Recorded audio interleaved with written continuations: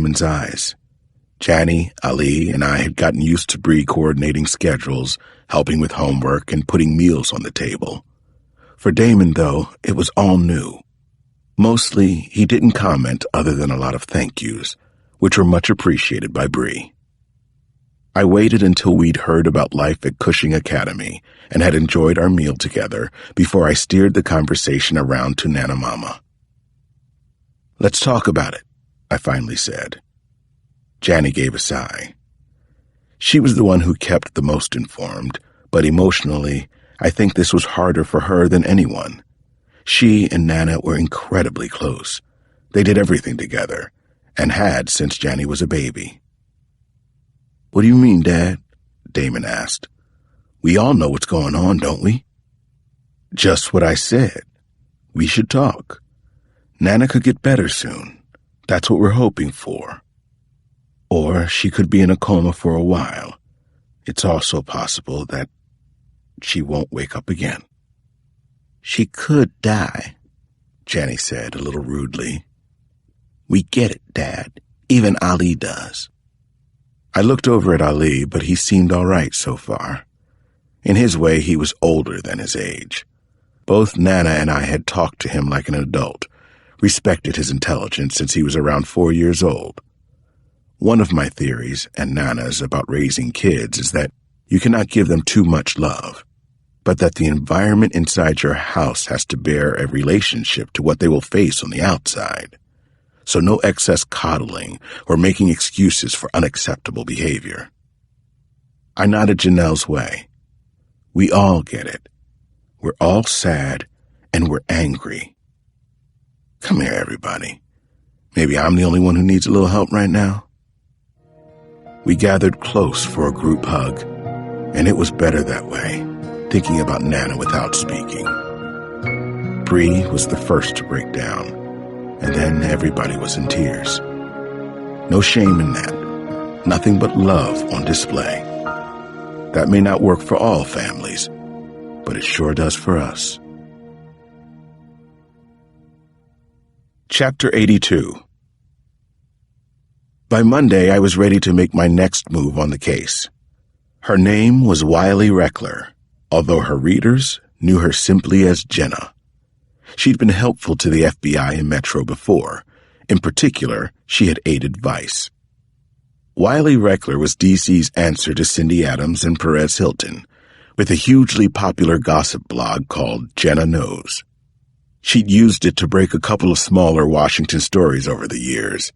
Angelina Jolie's nomination to the Council on Foreign Relations, Barack Obama's closet cigarette habit.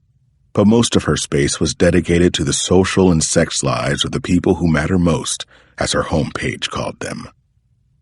Samson and I caught up with the popular gossipist that afternoon at the Neiman Marcus store in Friendship Heights. Wiley was launching a new designer scent, whatever that means, also called Jenna Knows. With the smell of cheap perfume as thick in the air as it was, I kept thinking of it as Jenna Knows, N-O-S-E, instead. She was set up in the middle of the store near the escalators. Pretty ladies in black smocks were spritzing passers-by, while Jenna herself autographed bottles from a big pyramid of red and black boxes on a C-shaped counter. When she saw our detective badges, she put a perfectly manicured hand up to her chest. "Oh my God, I've finally gone too far, haven't I?" It got a good laugh from the crowd behind us. "I was wondering if I could persuade you to take 5, I asked her. "It's important." "May we?" Wiley stood up with a little flourish. "Excuse me, ladies, but gossip awaits. The Metro Police know all, but will they tell all?" Some of the theatricality dropped off as soon as we were away from the crowd. "I'm not actually in any trouble here, am I?" she asked. "Nothing like that," Samson said, and held the door for her out to Wisconsin Avenue. "We just need some help." We waited until we were in my car to go on. Then I asked her, point blank, "I'm wondering if you've heard anything about a sex club for heavy hitters. Out in Virginia? Place called Blacksmith Farms. We're looking, first of all, for some verification." She'd been rustling inside a little red clutch purse, but now she stopped cold. You mean it's true? I'm just wondering what you've heard. Names, stories, anything at all. Nothing in a while, she said, pulling out a lipstick. Not enough to make a story I could go with. I figured it was, what, a ridiculous suburban myth. Aren't you in the business of publishing rumors? Sampson asked her. Honey, I'm in the business of being as accurate as I can be and not getting my ass sued. I learned that the hard way blogging on Condi Rice's love life. And just for the record, there's no such thing as an old rumor in Washington. How do you mean that? I asked. I mean you can't swing a stick around here without hitting some investigative reporter looking to make a name for themselves. Rumors either turn into headlines real quick or they're dead on arrival. When I didn't hear any more about that one, I figured it was a dead end. She smiled happily and started reddening her lips in the rearview mirror. Until now, anyway. That's another thing, I said, catching her eye. I need you to sit on this for a while. Excuse me, you do know what I do for a living, don't you? And I assume you know what I do, I said. This is a murder investigation, Jenna, not a game. Do you understand what I'm saying here? Okay, now you're scaring me, she said, returning the lipstick to her purse. Then she finally opened up and gave me a few names she'd heard connected to the sex club. New names, which was helpful. Listen, I handed her 2 of my business cards. Call me if you hear anything else, and please give me your number too. As soon as this thing is ready to go, I'll bring you whatever I have. Do we have a deal? That depends, she fanned herself with the cards. How do I know you're the type to return favors? I chose my words carefully. I'm here talking to you because I need you, and I know you've been helpful to Metro before. That also means I can't afford to piss you off. Is that honest enough for you? She took out a little gold pen, scribbled some digits, then kissed the card. She handed it back to me with a lipstick imprint next to the number. Delicious, she said. I took the card. No, you had it right a minute ago. Scary. Chapter 83. I was surprised to hear from one of Tony Nicholson's attorneys the next afternoon. It wasn't the bow tie and suspenders nerd from the night of the raid, but someone else entirely. This one sounded even more expensive with a 202 phone number on the ID. The heart of the capital. Detective Cross, my name is Noah Miller. I'm with Kendall and Burke. I believe you're familiar with my client, Anthony Nicholson. I've been trying to meet with your client since last week, I told him. I've left 6 messages for Anthony. At Nithkline? He asked. That's right. They represent the LLC and its holdings in Virginia. We've taken over individual representation for Mr. Nicholson, which brings me back to the subject at hand. I want to be very clear that I'm making this call at his request and that he's choosing to ignore counsel on the matter. That got my attention. How soon can I see him? I asked. You can't. That's not why I'm calling. Please listen carefully. What I have for you is a safe deposit key, if you'd like to come pick it up. Mr. Nicholson says it's important to your investigation. He also believes that the Metro Police are his best chance of staying alive. He doesn't want to deal with the FBI. I was Googling Kendall and Burke while we spoke. I've already been to Nicholson's safe deposit box, I told him, as the firm came up on my screen. Big reputable one on K Street. Yes, I know. This is the same bank, but a different box, he said, and my hand stopped over the keyboard. What would Nicholson have in a second box? More important, how could we protect him? And from whom?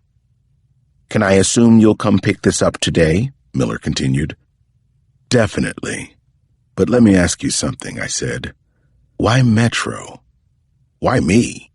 Why wouldn't Nicholson give this up to the Federal Bureau? Honestly, my client doesn't trust the people who are holding him, or frankly the integrity of their investigation. One more thing. He wants to make sure his cooperation doesn't go unnoticed. I couldn't help a little smile. How weird. to suddenly be on the same side of the fence as Tony Nicholson.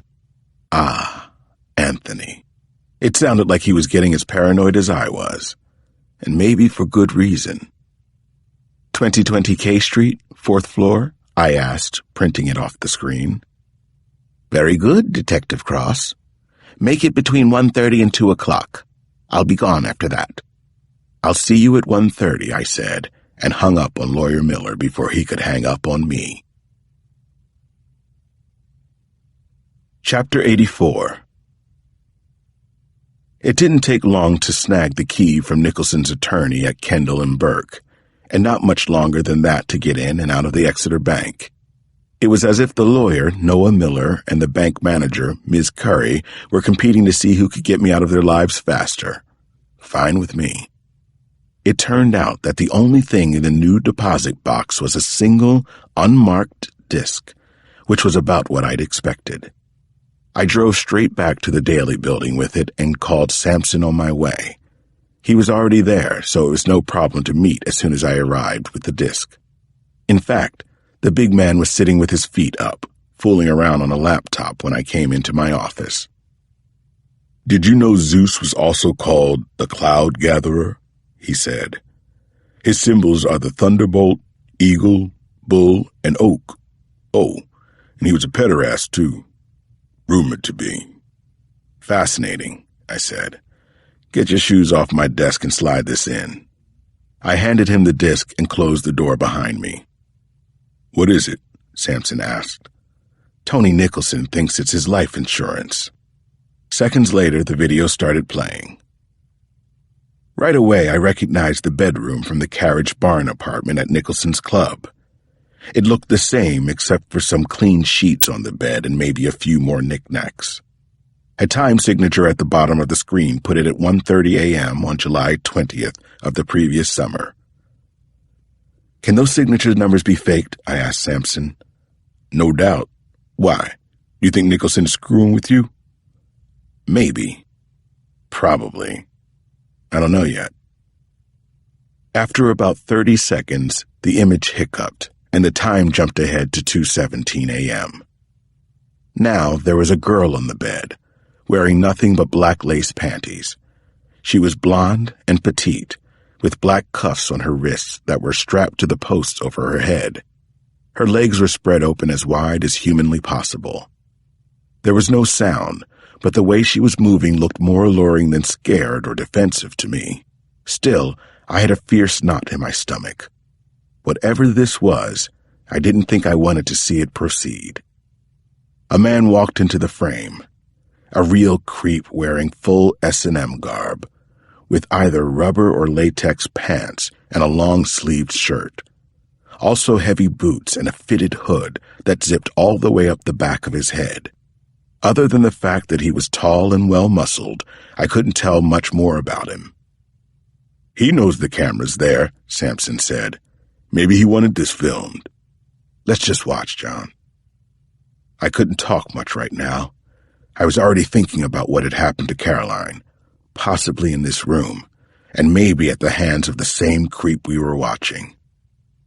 Zeus, or whatever it was, bent over the girl and placed a black kidney-shaped blindfold over her eyes. "There's a ring," I said, "on his right hand." It looked like a class ring, but the image quality wasn't good enough to make it out.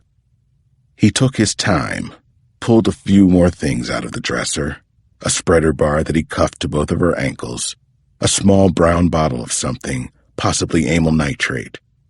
When he waved it under her nose, the blonde girl's face went very red, then her head lolled from side to side. Sampson and I watched silently as they had sex. Most of the time, the creep kept one hand on the mattress for balance and the other over her throat.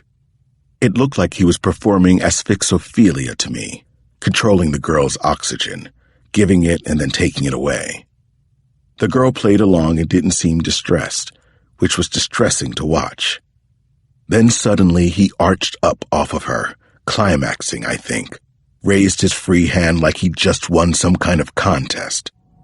All his weight appeared to be on her throat, and suddenly her movements became jerky and desperate. Her legs jutted straight out under him. It was a